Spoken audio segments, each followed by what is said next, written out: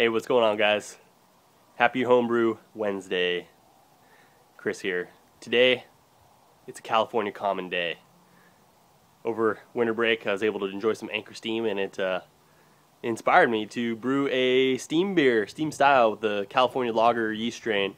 So let's see, today the grain bill is 8.5 pounds of Northwest pale malt, 1.5 pounds of light Munich malt, and a pound of Crystal 60 Lovabond.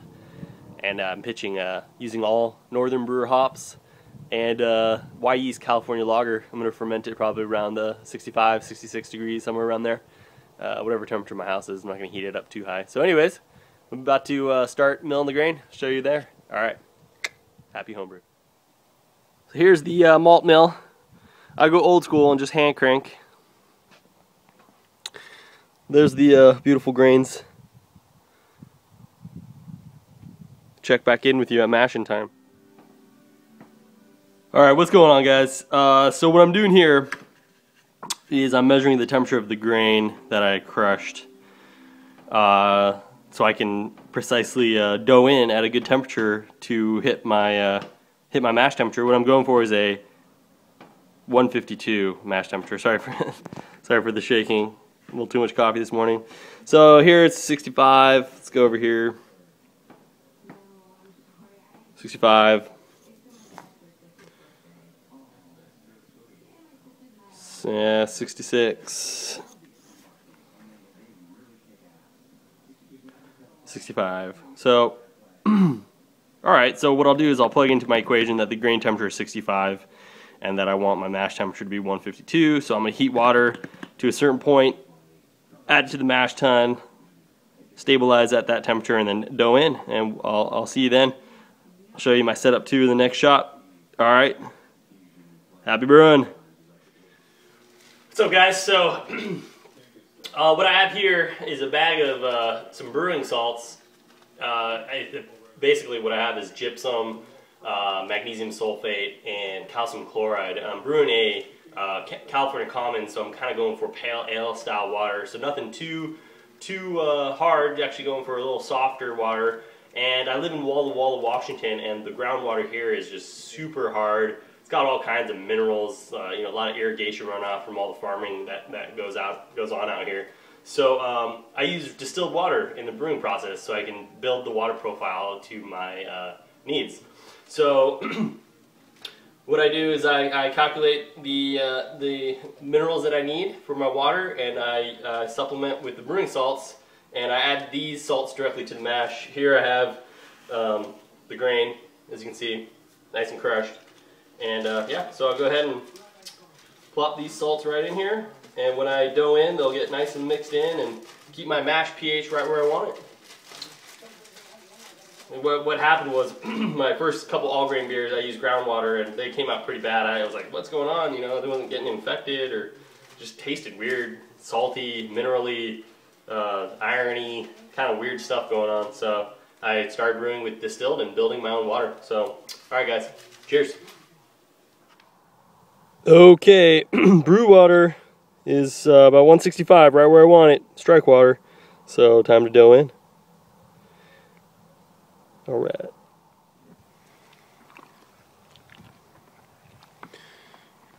Okay, there's the mash, all doughed in. Just giving it a good stir here. Smell is incredible. God, I love the smell. I actually used to brew professionally for a brewing company out of Western Washington called Mac and Jack's. Used to do this, gosh, 2 or 3 times a day, depending on the shift, on a huge scale.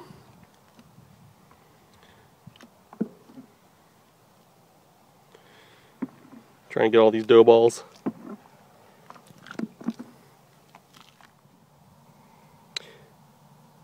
$152.5. 152. That's just right where I want it. Alright, I'm going to seal her up and do an hour mash. There she is in all her glory.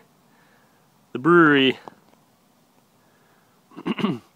Up top right is the sparge, middle is mash, lower tier is obviously the kettle.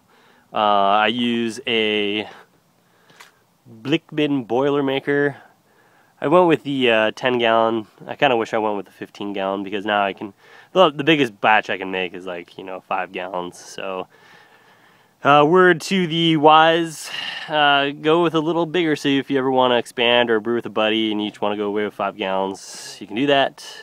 I use a March pump. It's probably not necessary, but it's kind of fun to move liquids around without having to lift any pots or possibly burn yourself. And yeah, so I usually heat my mash water in the kettle and pump to the mash tun, just the volume I need, and then I'll heat more sparge water in the kettle and then pump to the top. And that makes it easy because I don't have to lift that thing full of 4 or 5 gallons of water and dump it up there or fill that up and then try to hoist that up there. So really, the March pump really makes it easy. So yeah, I'll check back with you when I start to vorl off and lauter. Alright. Alright, so the hour mash is done, and what I'm doing here is just recirculating for, I don't know, till it's nice and clear. Got a good grain bed established. I'm recirculating by going through the bottom into the March pump, back over top. They always say you shouldn't pump directly from the mash, but that's how we did it at the professional brewery I worked at, and as long as you pump real slow, shouldn't be an issue. So it's looking pretty good for a California Common. It's got a nice golden color. So we'll just do this for a while and get a good grain bed going. All right, see you guys with the as I'm lautering into the kettle. What a beautiful day to brew here in Walla Walla, Washington. Gosh. Out here on the farm here. Nice January day. Not too cold, could be worse. Alright, anyways. Here's a sparge arm. So I'm just getting a little bit of water on top of that grain bed before I go ahead and start the runoff. 170-degree water sparge. Okay, so this is what I do here. So I don't want to sparge too fast, or run off too fast. Sorry for the shaking. So I'll go ahead and crack this just a tad. Like that much, we'll see how that goes. Open up the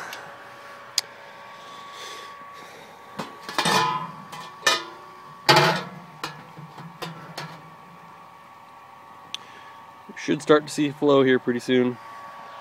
Might need a little more.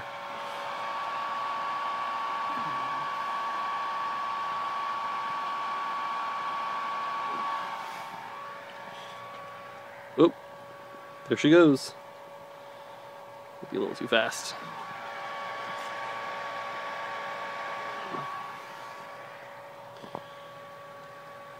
Alright, look at that color. Beautiful. Still a little fast. Okay, well, aside from adjusting that and the sparge water, we're brewing. What up, guys? So I've got my kettle full, about 6.6 gallons collected in the runoff.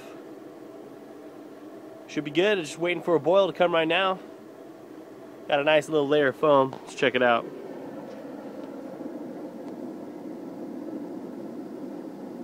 Looking good.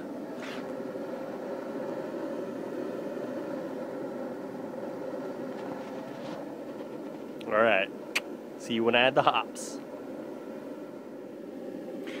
Hello, welcome back to my brew day. Here it is. These are the 60-minute hops. 3/4 of an ounce of Northern Brewer pellets. In they go. Wow.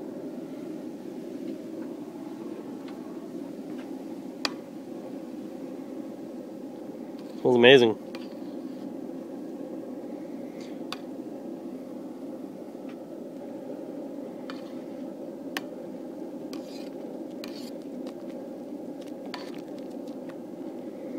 We're going to be doing 2 other hop additions.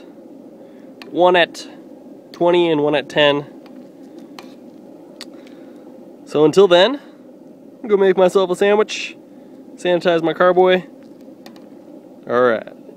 Steam Monster. 20-minute hops. ½ ounce Northern Brewer.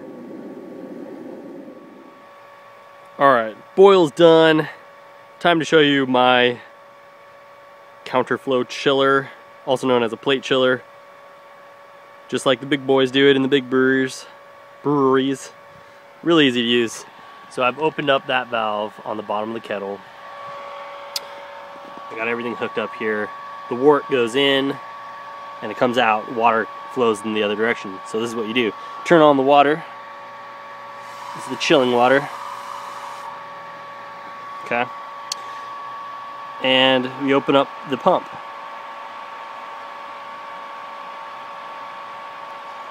Okay. And there it goes. Now it's probably going pretty cold. My handy dandy thermometer here.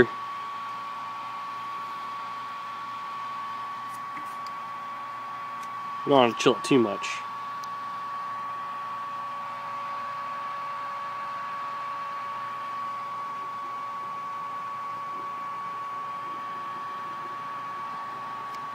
Just like that. So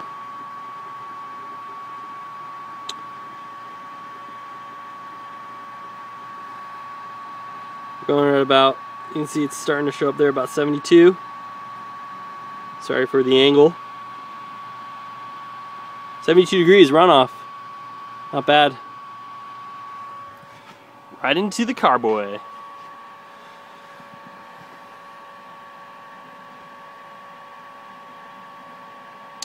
See how much I can get.